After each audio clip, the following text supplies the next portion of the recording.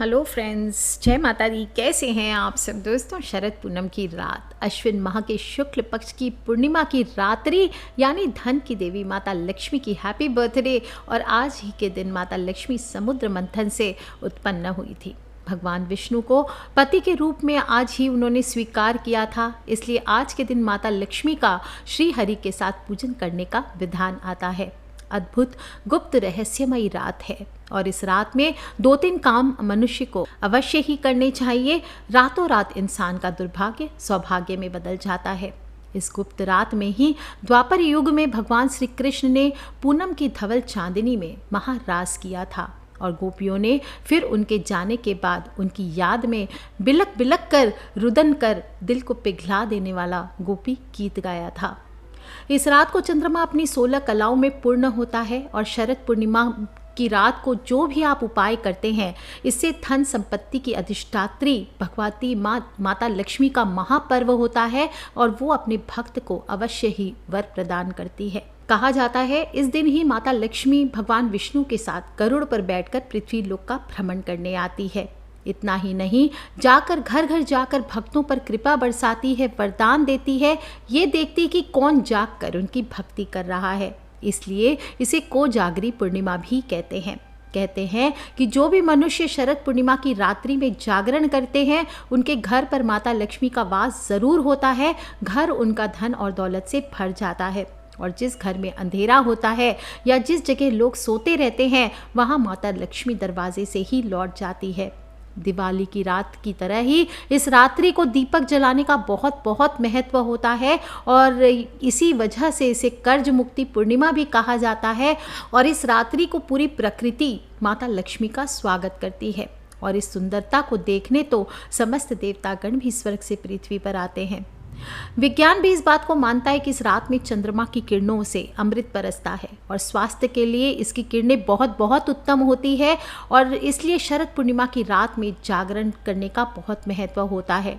यहाँ तक कि लंकाधिपति रावण भी शरद पूर्णिमा की रात को किरणों को दर्पण के माध्यम से अपनी नाभि पर ग्रहण करता था और इस प्रक्रिया से वह फिर से पुनर्यौवन शक्ति को भी प्राप्त करता था।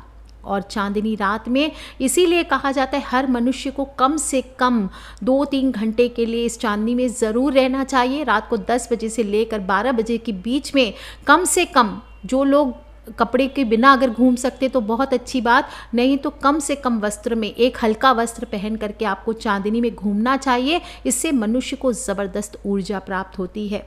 सोम चक्र हो, नक्षत्रीय चक्र हो, अश्विन के त्रिकोण के कारण शरद ऋतु से ऊर्जा का संग्रह होता है और बसंत में निग्रह होता है। इस रात को जो साधक हैं उन्हें तो कम से कम आज की रात ज़रूर ही जागरण करते हुए चंद्रमा की रोशनी में बिताना चाहिए। और शरद पूर्णिमा की रात को चंद्रमा से अमृत की वर्षा होती है और उसका फल पाने के लिए आपको आज की रात मिट्टी या चांदी के बर्तन में खीर भी बनाना चाहिए। फिर उस चांदी के बर्तन में रखकर आंगन में या छत पर खुले में रखना चाहिए और अगले दिन उसे प्रसाद के रूप में ग्रहण करें। अब खुला रखना तो रिस्की हो सकता है, बिल्ली वगैरह हो, कोई जानवर गिर सकते हैं, तो उसे पतली सी साफ़ी का जो कपड़ा होता है उससे बांधकर या छलनी जो होता है उससे ढककर सेफली रखें। और अगर चींटियों की प्रॉब्लम है तो एक हल्दी की लकीर आसपास दे दीजिए या पानी के बर्तन में रखना चाहिए। दोस्तों, खीर अगर नहीं बना सकते किसी कारणवश तो देशी घी में थोड़ी सी काली मिर्च और शक्कर मिला करके उसे चांदी के पात्र में रात भर चंद्रमा की रोशनी में रख दीजिए और अगले दिन सुबह माता लक्ष्मी को भोग लगा करके परिवार सहित इसे प्रसाद को ग्रहण करना चाहिए। कहा जाता है दूध में जो लैक्टिक अम्ल होता है, लैक्टिक एसिड होती है और अमृत तत्व होता है और ये तत्व किरणों से अधिक मात्रा में शक्ति का शोषण करता है और चावल में स्टार्च होने के कारण ये प्रक्रिया और आसान हो जाती है। और इसी कारण हमारे ऋषियों मुनियों ने शरद पूर्णिमा की रात्रि में खीर को खुले आसमान में रखने का विधान बताया है और ये परंपरा प्योरली साइंटिफिक है। खीर का जो सेवन करेंगे वो भी अगर हो सके तो चांदी के पात्र में कीजिए या मिट्टी के पात्र में। चांदी में क्या है, प्रतिरोधकता अधिक होती है, इससे विषाणु दूर होते हैं और हल्दी का उपयोग इसमें नहीं करना चाहिए। वर्ष में एक बार जब शरद पूनम की रात होती है तो जो सांस के रोगी हैं यानी दमा के रोगी हैं उनके लिए ये वरदान बनकर के आती है और इस रात में दिव्य औषधि को खीर में मिलाकर उसे चांदनी रात में रखकर प्रातः 4 बजे सेवन करना चाहिए। रोगी को रात्रि जागरण करना चाहिए और औषधि सेवन के पश्चात 2-3 किलोमीटर पैदल चलना लाभदायक रहता है। जो लोग भी पूजन करना चाहते हैं, मध्य रात्रि में स्नान आदि से शुद्ध हो करके एक कलश पर माता लक्ष्मी की चित्र या फोटो या जो भी चीज़ आप मूर्ति आदि स्थापित कर सकते हैं, या ऐसे ही जैसे छोटा सा लक्ष्मी पूजन कीजिए, माँ को गंध पुष्प आदि अर्पित कर वस्त्र आभूषण आदि दे करके उनका पूजन कर लीजिए फल फूल से, और 4 लौंग और 1 पान का पत्ता चढ़ाना चाहिए। और आपके पास अगर कोई भी लक्ष्मी माता की जो प्रिय वस्तुएं हैं, सिद्धि कारक चीज़ें होती हैं, उनको पूजन में अवश्य रखना चाहिए, चाहे हत्ता जोड़ी हो, सियार सिंगी हो, श्री यंत्र हो, लक्ष्मी कौड़ियाँ हो, मृग कस्तूरी हो, गोमती चक्र हो, कुछ भी आप चाहें तो सफ़ेद कौड़ियाँ भी ला सकते हैं, उससे भी आप उपाय कर सकते हैं।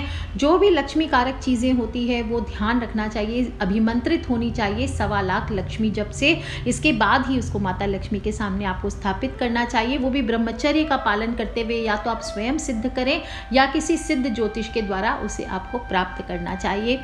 सफ़ेद कौड़ियाँ अगर कुछ भी नहीं है तो सफ़ेद कौड़ियाँ आज की रात ले सकते हैं, और आज की रात सफ़ेद कौड़ियों को लक्ष्मी माँ के सामने रख करके उसे चौपड़ पासा की तरह खेलना भी चाहिए। इससे माता लक्ष्मी विशेष रूप से प्रसन्न होती है और धन धान्य से भक्त की झोली भरती हैं। इस दिन शाम को चंद्रमा निकलने के बाद माता लक्ष्मी और कुबेर जी का ध्यान रखकर घर के पूजा स्थल में बैठकर देसी घी से भरे हुए दीपक भी जलाने चाहिए। चौमुखा दिया जला सकते हैं, और एक दीपक का उपाय विशेष रूप से आपको इस रात्रि में ज़रूर करना चाहिए।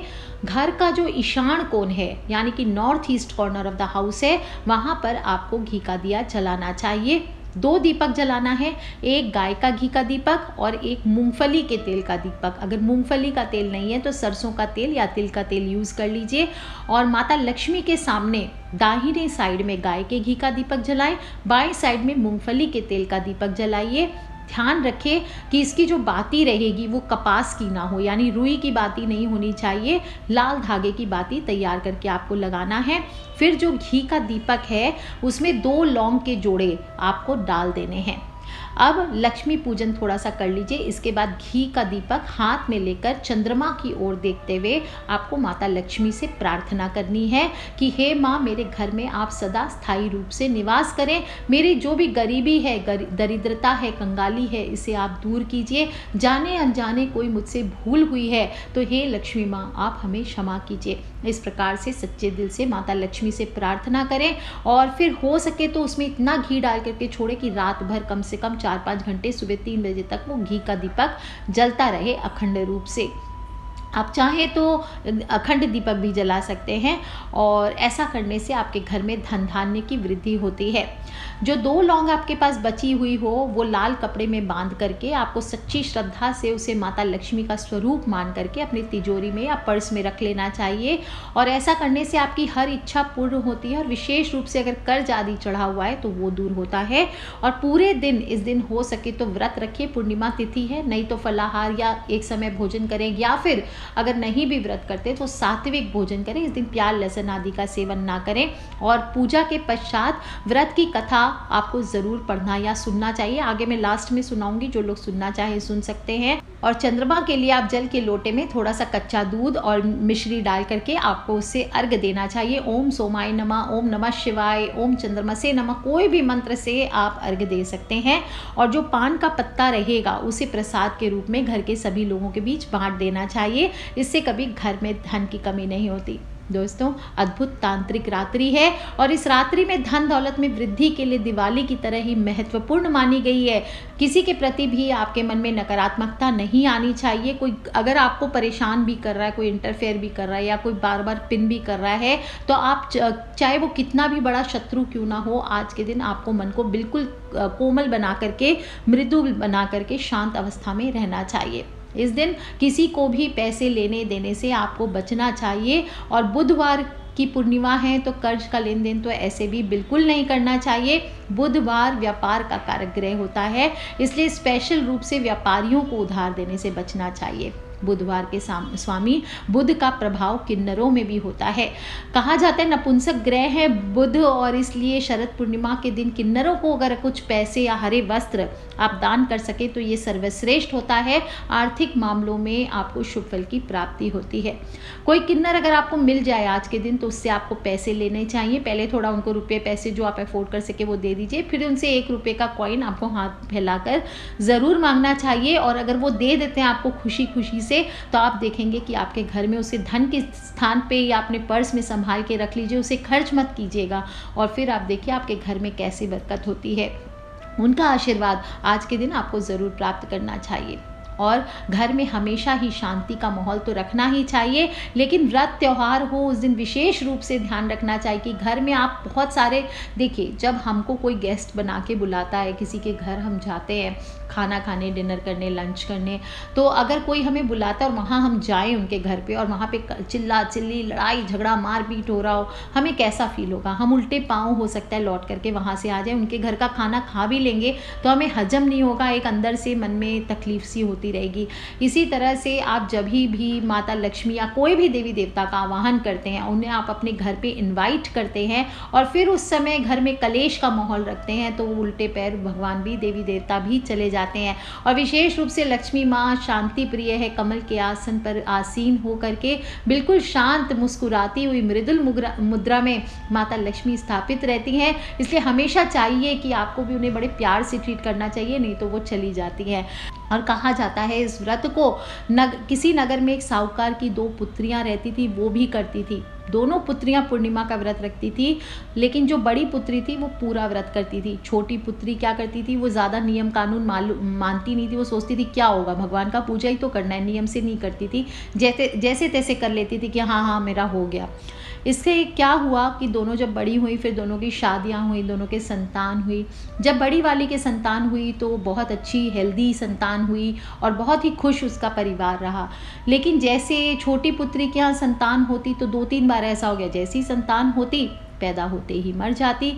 बार बार ऐसा होने पर उसने पंडितों से इसका कारण पूछा। एक पंडित ने उसे सारी जिज्ञासा उससे पूछी कि क्या उसने कुछ गलती की है, सब किया है। तब पता चला तो उसने बताया कि वह पूर्णिमा का व्रत अधूरा करती थी। तब पंडित ने बोला कि यदि आप व्रत को पूरा विधि पूर्वक रखेंगी तो आपका संकट अवश्य दूर हो जाएगा।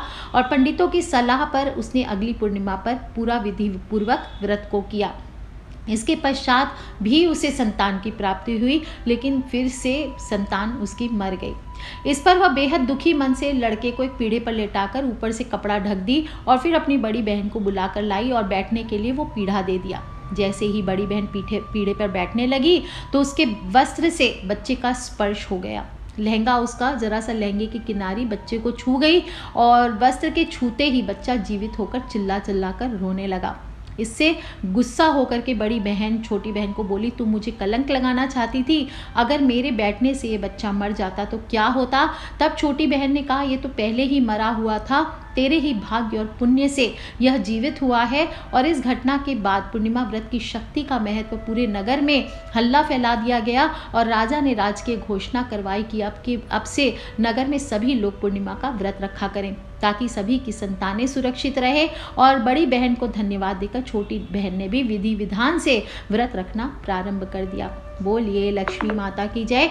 सभी लोग इस प्रकार से जो लोग भी व्रत रखना चाहें वो व्रत रख सकते हैं, और नहीं तो कम से कम आज की रात जो मैंने आपको दीपक का उपाय बताया है वो ज़रूर करें। लास्ट वीडियो में मैंने आपको दूध में शक्कर की जगह मिश्री डालने का उपाय बताया था, वो आप कर सकते हैं। और इसके पहले मैंने आपको चंद्रमा के जो अर्घ देंगे उसमें आपको थोड़ा सा कच्चा दूध और मिश्री डाल करके अर्घ देना है ये। और सभी लोग रात को कम से कम 2 घंटा नहीं भी हो 20-25 मिनट आप चंद्रमा की रोशनी में ज़रूर टहलिए। हो सके तो लेट जाइए अपनी नाभि को खोल करके और उस पर आपको चंद्रमा की रोशनी ज़रूर लेना चाहिए। रावण भले ही बदमाश था, लेकिन फिर भी वो वर्ल्ड का one of the best intelligent person माना जाता है। बहुत ही सात्विक, बहुत ही शुद्ध और बहुत ही स्ट्रॉन्ग पर्सनालिटी था। इसलिए आप भी चाहते हैं कि आपके बच्चे भी वैसे बहुत स्ट्रॉन्ग बुद्धि वाले बने, बुद्धिमान बने, बहुत ही सिद्धि वाले बने। तो आपको भी ये करना चाहिए और अपने बच्चों को भी ये ज़रूर करवाना चाहिए।